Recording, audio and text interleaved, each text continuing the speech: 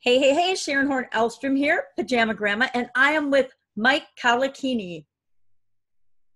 And he is going to share his amazing history with us and tell us how he works on growing and supersizing his business so that we can learn from him and his amazing expertise. Mike, welcome.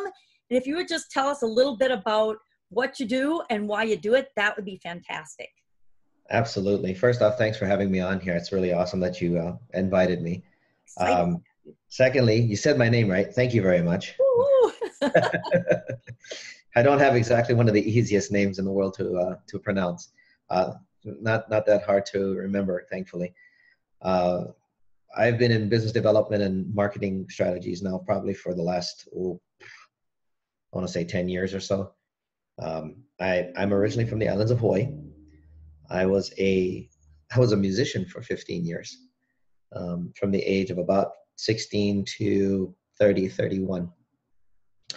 And my life was spent with two simple questions. Do I go to my friend's house to go play music, or do I go to the beach? That was pretty much my daily routine. I know that sounds sad, but I think it sounds awesome. Yeah, it was a good life. I didn't have very much worries, very much to care about. Got to the mainland and realized that that kind of life wasn't going to suffice. So I started studying, learning about marketing and learning about promotions and things of that nature. I first got here to Las Vegas, which is where I live now, in 2004. I've lived here ever since. I live on the south side of the valley, away from the Strip, what everybody loves to call this place Sin City. Its own purposes, having the Strip and the partying and the clubbing and all that kind of stuff, and that's fine. A lot of people come to Las Vegas to forget themselves. I get that, but we actually are more of a small town than most people even realize. We're still a one-horse town. You can basically, you do something on one side of the valley, by the end of the day, the other side will know about it, depending on your network, who you're involved with, and who you're talking to. So we're very much still the old Wild West one-horse town kind of thing, and I actually appreciate that. It makes it easier to keep track of things in some ways, and for outreach here locally. In the midst of everything, I learned how to do some online stuff. I learned from some really good, solid marketers. Of course, as of late, having become a part of the guerrilla jungle, which has been a wonderful joy, having conversations with some of the people in there, James, Landon, Ash, just a few, Trish, all people that have in their own rights, their own specialties. Learned a lot. Most of what I deal with is traffic drive. So anything that deals with Facebook ad strategies, landing pages, funnels, email, stuff like that. Oh, Nathan Fraser, another excellent person to follow. If you don't know who that is, go find him. But I've pretty much worked on businesses using those types of strategies as time has gone along. When I started, it was all email marketing. And copy and search engine optimization, backlinks and everything else. So that's the bulk of what we had back then before Facebook became this behemoth that it is now. And of course, now we have all the other platforms. Mm-hmm. So consistently learning, consistently growing, consistently employing new strategies, learning from the experts, whoever the experts are. And I have my criteria for defining who that actually is. And then taking it out to the business world. So for the most part, I work in the higher end, like financial planning, mortgage, real estate, legal, attorneys and stuff like that. And the simple reason for that is for me, it's easier to find them clients. Medical spas too. It's the anti-aging movement is still huge. They're getting old. Yeah, most people don't know I'm 68. It's all good. You are such a liar. All right, 65. Anyway, actually, my birthday's at the end of this month. I make 47. I would say you're a baby compared to me, so just knock it off. I got this new serum. It's called coffee. Yeah, exactly. I gave it up for 5 years. I think I was insane. And then I found it's actually good for me. So I started drinking it again. Yeah, well, and Yeah, that's another topic for another time. All the medical research. Um, I do have a podcast online. It's called Coffee with Mike, Java Chat Coffee with Mike. And it's basically just like this, what we're doing. We sit down, we talk with somebody who is in the business world, either building or crushing, one of the two. I like the building ones because they're in the throes of it. And sometimes we come up with some resolutions. If it's crushing, it's kind of like what we're doing. It's just me sharing a story of where I've been. Right. The cool part about building a business to me is the ability to watch someone's face light up when they realize there really is a path to profit. There really is a chance to make this baby of mine grow into something that's worthwhile. And then when they figure out, oh wait, I don't have to absolutely be like married to it too. This is possible. Yeah. Then there's another aha moment, another epiphany, and another face lighting up again. You just look at them and go, you seem to be liking what's going on. I just had a very rough conversation with a consultant of mine on one of the startups that I'm working with, only because some of the inner workings need some help. And this person's an expert in that particular field. And it's not one of my favorite conversations to have because it's not my expertise. I'm not a numbers guy. This person is. But it has to be had, because if you don't have those hard conversations, you really don't know where the sandbag or the railroad's going to come from. Yeah.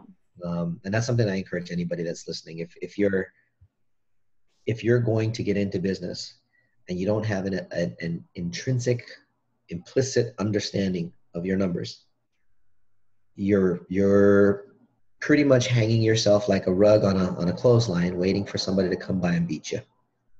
And it will come. It will happen. Great analogy.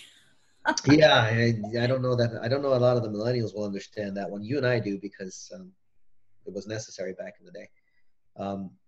But I mean, if you want to make it even plainer for those of you that are younger, take your pants down, bend over, and just wait for somebody to come by with a frat paddle. It's pretty much the same thing. That's true too. Pretty much the same thing.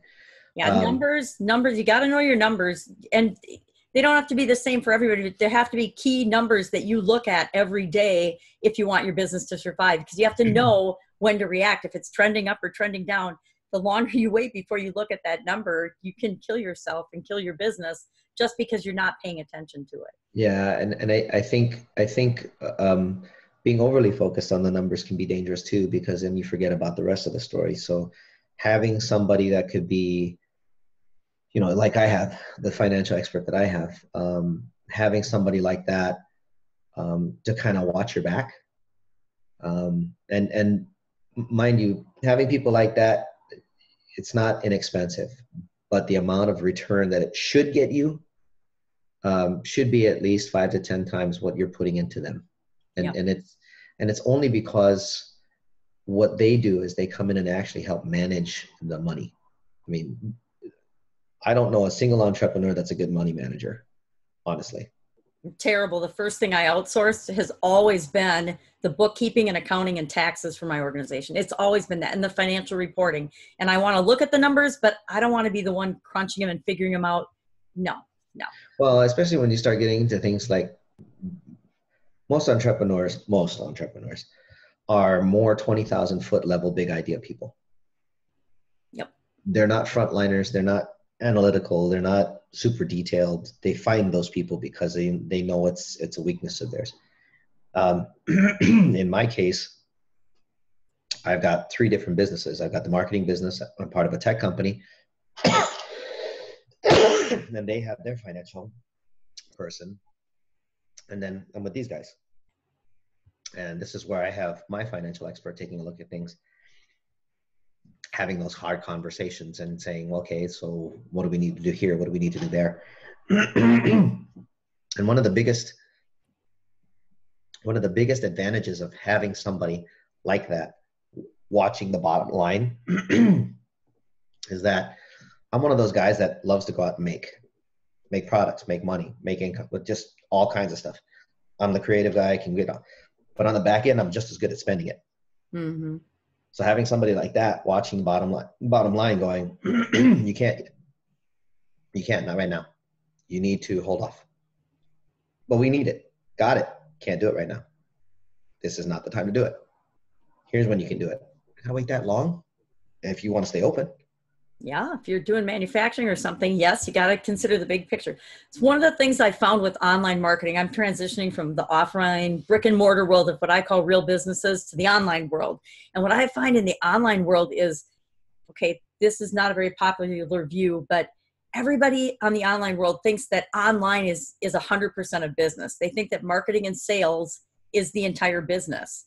And it kind of makes me laugh, because if you're doing a business like you are with your beverages and creating a physical product, there's a whole lot of business that has to go on that doesn't have anything to do with marketing and sales. Yeah, we need marketing and sales, but it certainly isn't 90% of the business. It's interesting. Most people think that when you're in spirits manufacturing, majority of the business is marketing, while a major chunk of capital is put into marketing. The cost of sales, is a lot more than most people think. In the case of this, we're talking about a rye product where the only way you can stay in business is if you're actually making whiskey or making rye, distilling. If you're not distilling, you're not in business. Well, that is a lot. I mean, you're talking about barrels, Yeah. You're talking about sugar, you're talking about yeast, you're talking about rye, and we go 100% rye, organic. Stuff's not cheap. Mm-mm. So on a monthly basis, just on the cost of goods, we're already into 5 figures. Yeah, it's interesting because I did Italian food manufacturing and manufacturing for 35 years. And so, yeah, it's such a different setup, and people don't understand that when they're just in the online world. But it makes a cool place for me because I help bridge that gap for people. I think a lot of people miss out too, that being online, being a drop shipper, that's all great stuff. Mm-hmm. Somebody still has to produce this stuff. Exactly. And they're still costly goods. You're really just a sales arm. I have an online business, drop shipping. That's you have a marketing company, then is what you have. You don't have really a business. Business. I'm not going to say that they don't have real businesses. It's just a very different type of business. And so, you have to consider that there's all kinds of different types of business out there. And yes, I think everybody can benefit by having an online arm to their business, but that doesn't mean that's going to be their whole business. It'd be nice. That's the truth. That's the truth. It's not going to be. So. Give me 1 second. I'm going to grab a bottle of water here. I was going to say, get something to drink because I know you got that cough going on.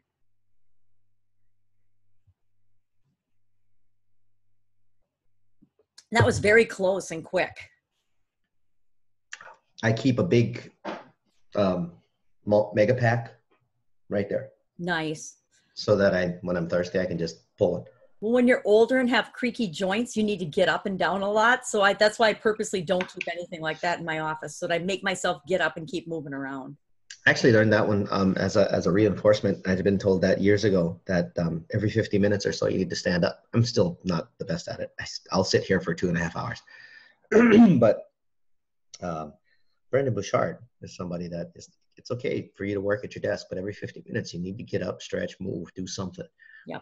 Or you will start feeling it as you get older.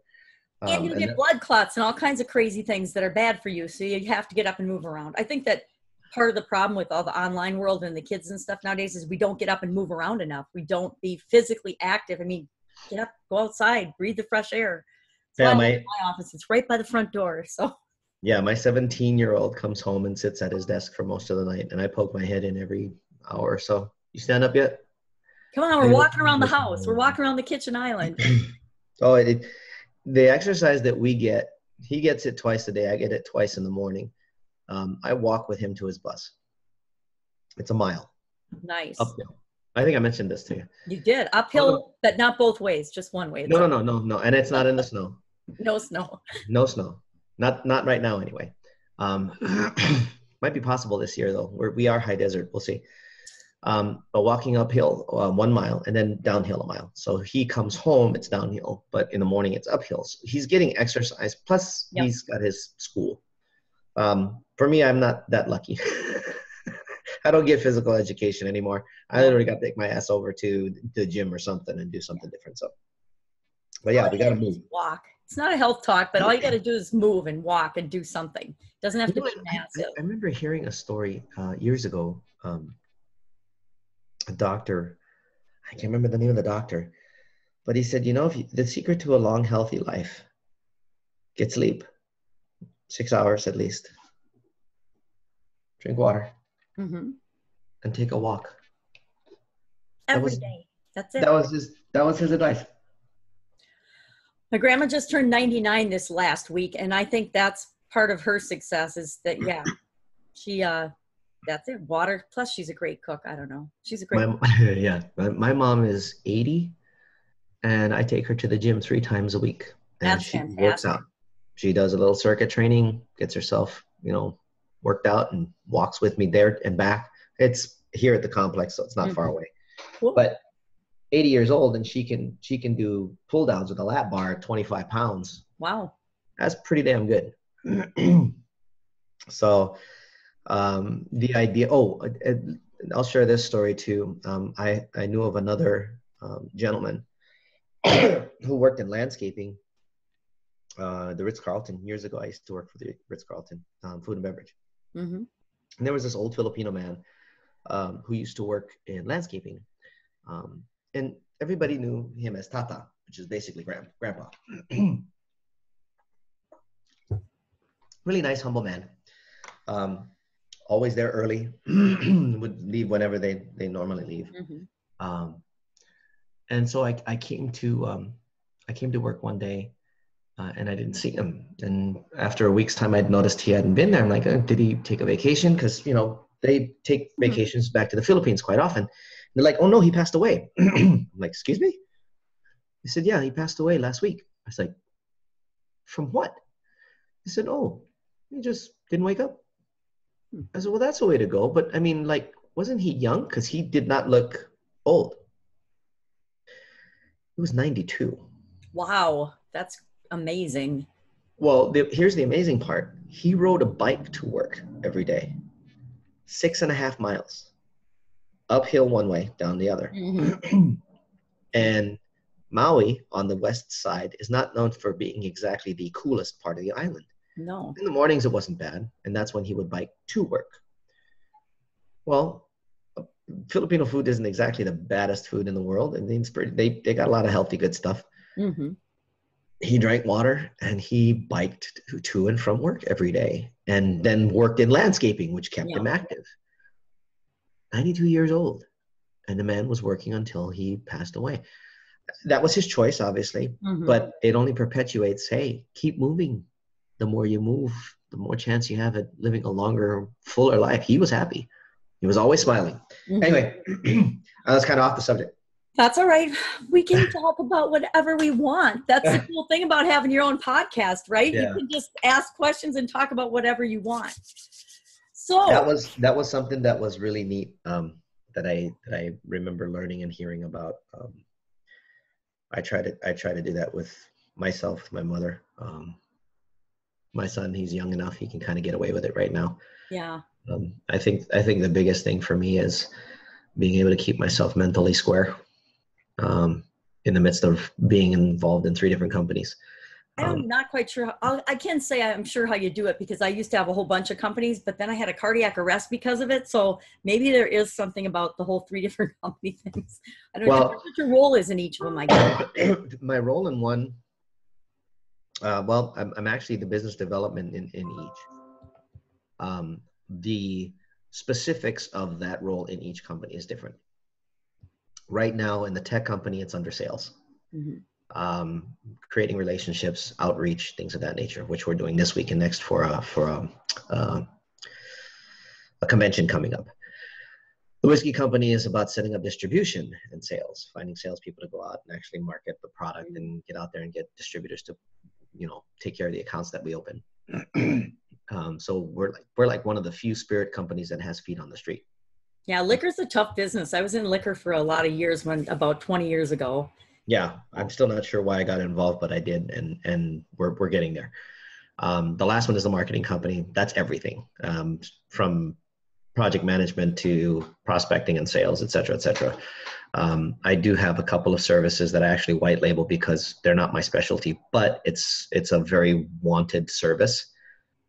So in the case of, if you want it done, you can try to hunt these guys down yourself. Good luck. They're not very public.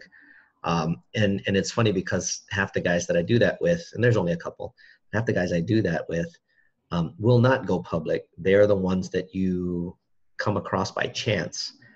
And their services work very well, and they make fun of all the guys that are out there ripping and tearing. And I'm like, why don't you go out and make this public? They're like, nah, it's not me. Mm-hmm. So I said, okay, so I'll go out and go promote it, and you service it, and just, we'll make some kind of arrangement. Like, yeah, just white label, it's fine. For the most part, where I actually put my own creative to work is creating content, creating Facebook ads, creating actual campaigns. I put my hands to the keyboard for that.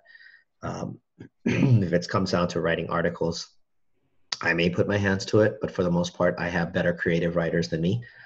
I wonder if I should have somebody proofread. I wrote a book on business etiquette, and I think you and I had a conversation about that. About that, yep. Actually, I'll just send you a copy just so you can read it. I'd love your opinion. I will break out my magnifying glass and read it for you. That would be awesome. It's a PDF, so you should be able to just increase the screen size. Bigger, yep. I read everything on my computer and my Kindle, and everybody's like it. I'll be going like this if I'm somewhere. Like, what are you doing? I'm reading.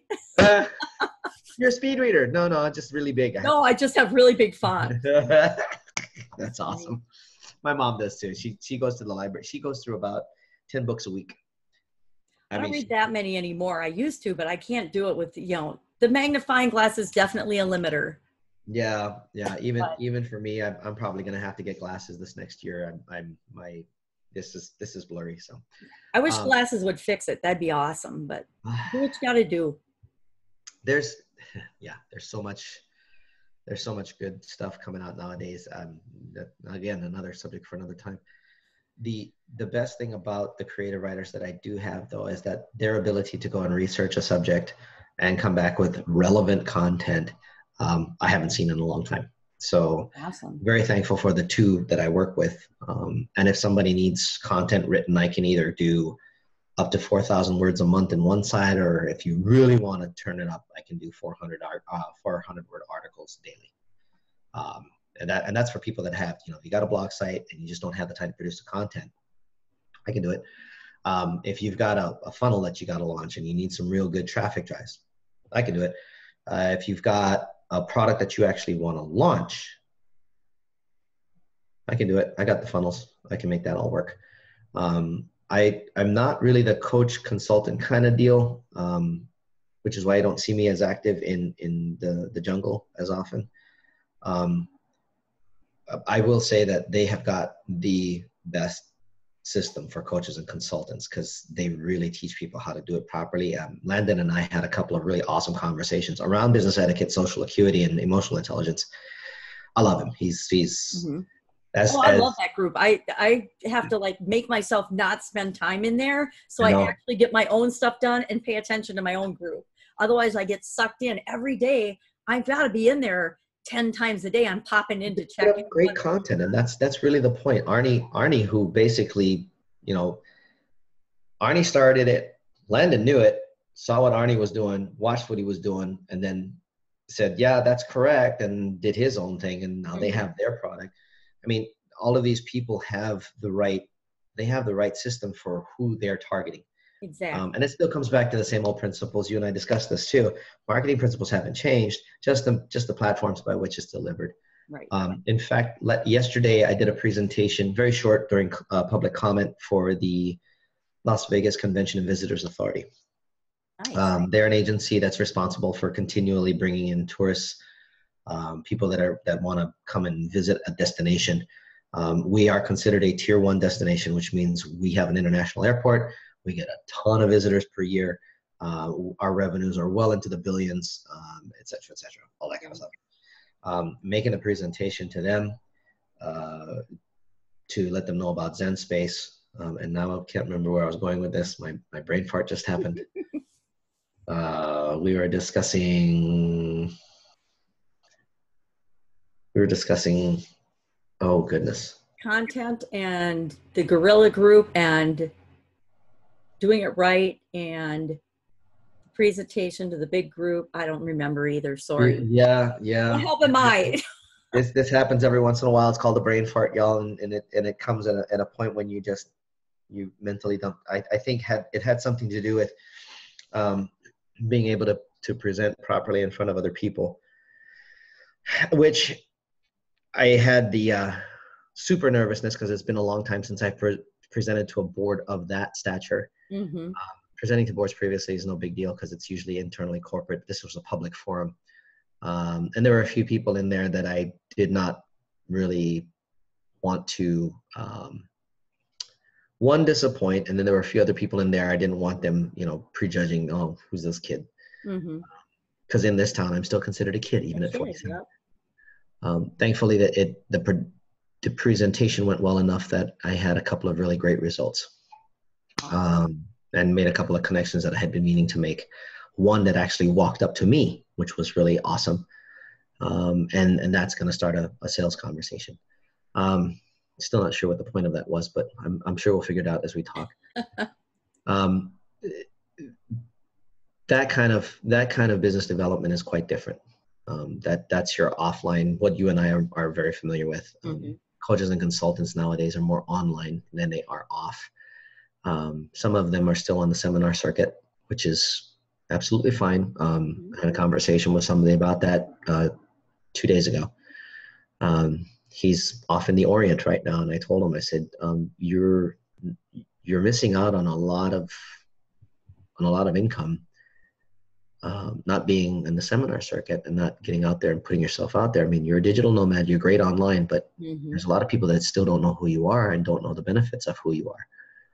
And he stopped and goes, you know what, you're right. I'm leaving a lot of money on the table. I said, don't think of it that way. That's the wrong reason to come back and do this. That's what most of them do it for. You come back to serve. He goes, you're right. He says, I have to think about how to make that work because of what he's involved in right now. I think for the most part, if somebody's wanting to build a business, that whole ICA thing, understanding who it is that your ideal client is, you have to have that down. If you don't know that, you're not going to get it.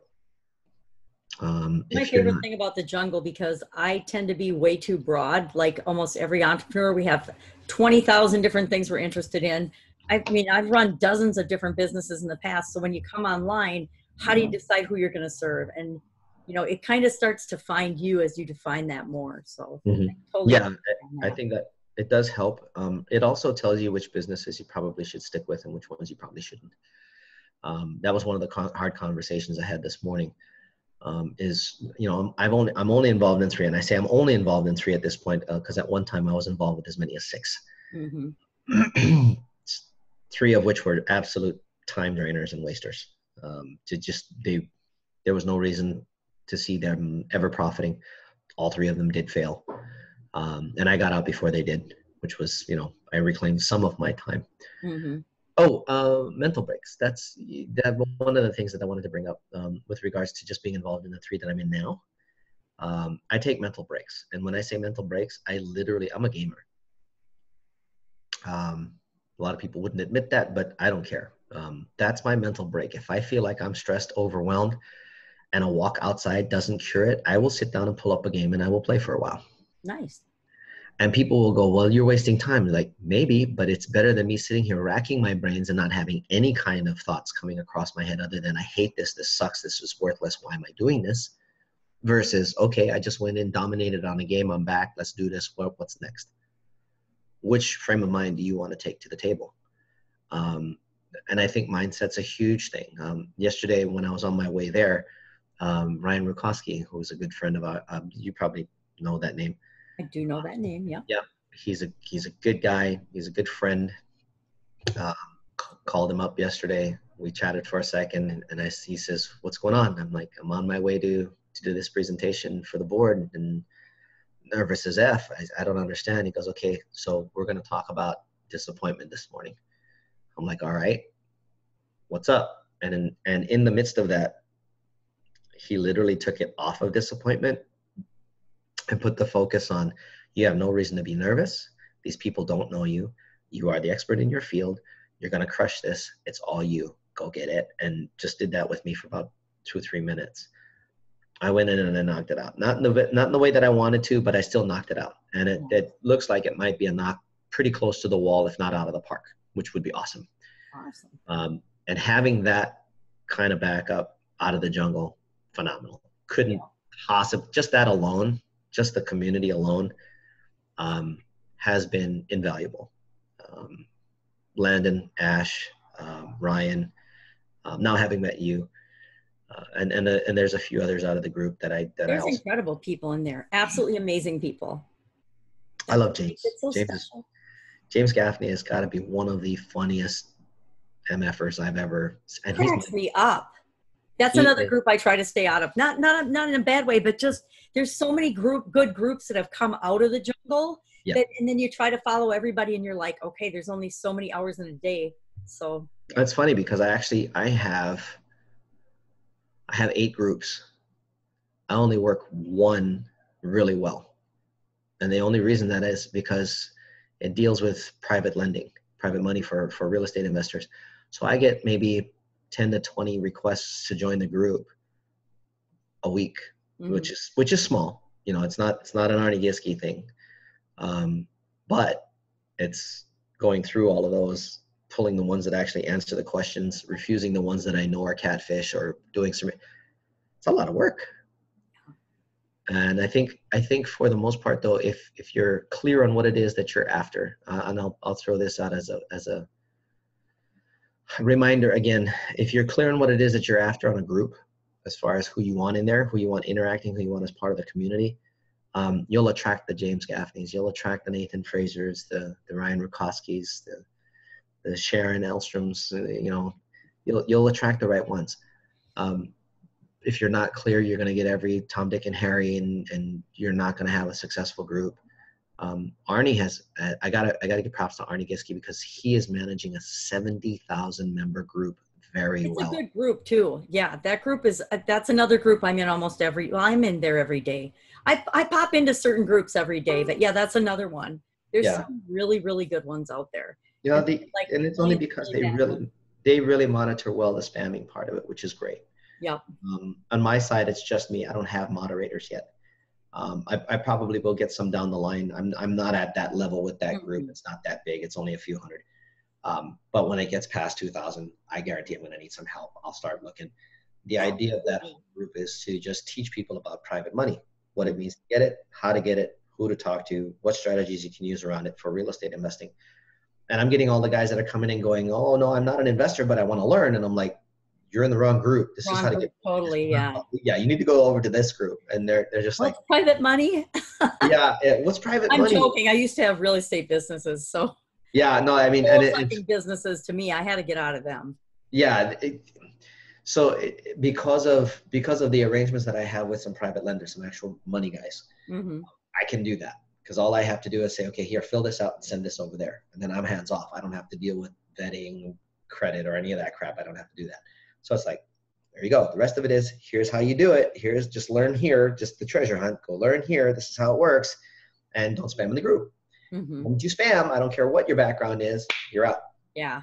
And I've kicked out probably 20 people so far. And I noticed that the messages that they were posting were pretty much the same. They had to do with, hey, if you want money, message me direct. And I'm like, no, bye. Smell you later. Yeah. Yeah. Smell you later. I have a very tiny group, but that's because I think I dump so much information on them. I think I scare them away, but I like it small because I want to know the people that are in there are serious, and it's a really specific niche thing. And I don't need a gazillion people, and I can moderate it. But yeah, if they won't answer the questions, I automatically delete. I'm like, you know what? There's so much value in this group already, just in the beginning of this group and the free material. If you cannot answer 3 little questions and say you won't spam, well, then I know you're going to spam. So I don't want you in my group. I do have to give Landon credit for that. I learned that from him because I would not have known how to set that group up right. I've got other groups, like you said, that I never use. I am really sorry about my phone. Oh, it's all good. My ex-husband must know whenever I'm on a call or he used to have Walmart radar, I called it. Whenever I was in Walmart or a store, he would call. So same kind of thing. Yeah, so you have to manage those groups. I mean, I look at the ClickFunnels group and I like that group. I love ClickFunnels. I'm a ClickFunnels gal all the way, but I hate going into the group because there's so much nonsense in there. And I think it just got so big and it just got away from them and nobody's in there kind of moderating it like they need to. So it is what it is. But I appreciate a good group when it's moderated well. So that's nice. That really helps. I'm getting close to the end of my time I with was just you. going to say, how can people get in touch with you so they can work with you and find you? Because we don't want to send them to 8 groups. Let's just send them to one place. And then what do you want them to get in touch with you about? What's the primary thing that you would like people to be able to come to you for and you can help them with? If they need help with their marketing online, creating a funnel, creating traffic, getting traffic, creating content, I'm able to do that. I actually also have artificial intelligence capabilities to create content, which is really cool. They can find me on Desert Media Group on Facebook. That's my page. Okay. They can send a message right there. They'll start talking with one of the things that I do, which is my chat bot. They'll be able to chat with my bot. It'll help me to figure out a little bit more about them. Mm-hmm. If they really want to get involved, there's a fairly lengthy intake form. For obvious reasons. If you're curious, you'll fill it out. Happy to talk to anybody. If they just need advice, they can also message. Info's free. You can either ask it of me or go search it on Google. Like Landon says, everybody has the Google. But if they want to get specific, they can reach out to me there. And then simple enough. Thanks for having me. So much for your time and for me being late. I apologize profusely, but some of those coaching calls, you probably have to hang up on them. Like, just don't answer the ex's call, right? Right? That's what it comes down to. Oh, it's like, if you wouldn't mind, message me your email. I'm going to send you a copy of the book. I absolutely will. And I will send you a copy of the link as soon as this renders. Not the technological gal, but that's it. Thank you so much. We will chat soon.